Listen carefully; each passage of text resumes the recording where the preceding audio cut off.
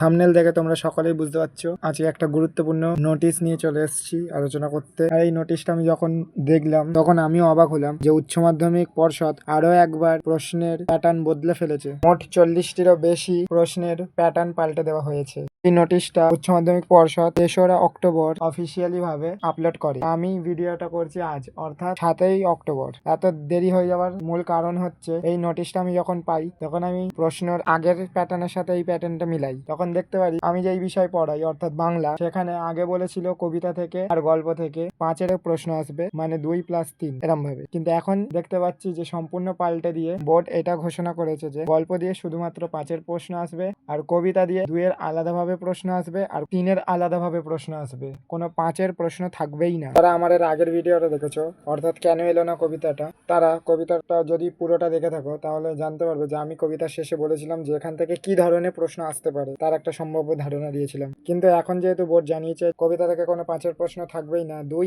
আর 3 থাকবে, তাই আমায় আবার সেই প্রশ্নগুলো নতুন ভাবে তৈরি করতে হবে। কিন্তু তোমাদের চিন্তা করার কোনো বিষয় নেই। যারা সৌরভ কোচিং সেন্টারের প্রতি বিশ্বাস রেখেছো তারা একটু অপেক্ষা করো, কারণ যেহেতু কবিতা থেকে আর এমন অনেক কিছু বিষয় আছে যেখান থেকে কোনো 5-এর সরাসরি প্রশ্ন আসবে না, তার জায়গায় 2 আর 3 আলাদা আলাদা ভাবে আসবে, তাই আমায় নতুন ভাবে সব লিখতে হবে। তাই একটু তোমরা অপেক্ষা করে যাও, আমি সব পিডিএফ তোমাদের পাঠিয়ে দেবো। আর কোন কোন বিষয়ের কোন কোন অধ্যায়ের কোশ্চেন নাম্বার পাল্টেছে সেটা তোমরা আমার হোয়াটসঅ্যাপ গ্রুপে পেয়ে যাবে, তাই হোয়াটসঅ্যাপ গ্রুপে জয়েন হয়ে যাও, ডেসক্রিপশনে দেওয়া আছে লিঙ্ক। এবার আসি একটা খুশির খবরে। খুশির খবরটা হলো তোমাদের অনেকেরই তৃতীয় সেমিস্টারে কিছু কিছু বিষয় যেমন ফিজিক্স, ইতিহাস, অ্যাকাউন্টেন্সি এরকম আরো অনেক কিছু বিষয় খারাপ হয়েছে বা তোমরা বলছিলে প্রশ্ন কমন পাওনি। তো সেই জিনিসটা উচ্চ মাধ্যমিক পর্ষদ মাথায় রেখে তোমাদের জন্য চতুর্থ সেমিস্টারে 2x ফর্মুলা এনেছে। এই 2x ফর্মুলাটা হলো যেই যেই অধ্যায় থেকে যতগুলো প্রশ্ন আসার কথা তার জায়গায় 2x অর্থাৎ ডবল কোশ্চেন থাকবে। যেমন ধরো বাংলায় তোমাদের দুটো গল্প রয়েছে, একটা হলুদ পোড়া আর একটা হারুন সালেমের মাসি। এবার এই দুটো গল্প থেকে একটা একটা করে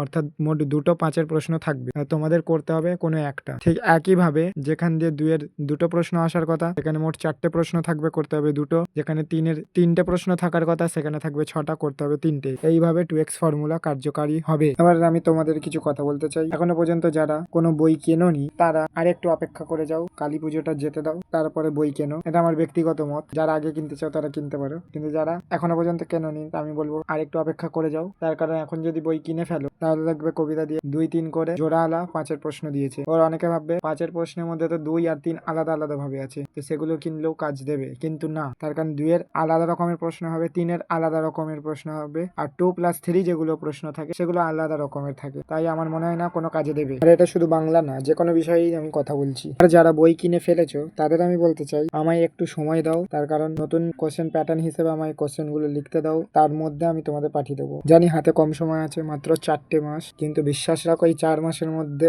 তোমাদের পুরোপুরি রেডি করে দেওয়ার আর সিলেবাস সম্পূর্ণ শেষ করে দেওয়ার দায়িত্ব আমার। শুধু বাংলাই নয়, তার সাথে ইংরাজি আর আর্টসের বা সায়েন্সের কয়েকটা সাবজেক্টেরও আমি চ্যাপ্টার ওয়াইজে সাজেশন তোমাদের পাঠিয়ে দেবো। হয়তো আমি সেটা হোয়াটসঅ্যাপ গ্রুপে পাঠাবো, ইউটিউবে পাঠাতে পারবো না। যদি ইউটিউবে পাঠাই তোমরা দেখতে পারবে, আর যদি ইউটিউবে না পাঠাই তাহলে হোয়াটসঅ্যাপ গ্রুপে তো তোমরা থাকবেই, সেখান থেকে নিয়ে নিতে পারো।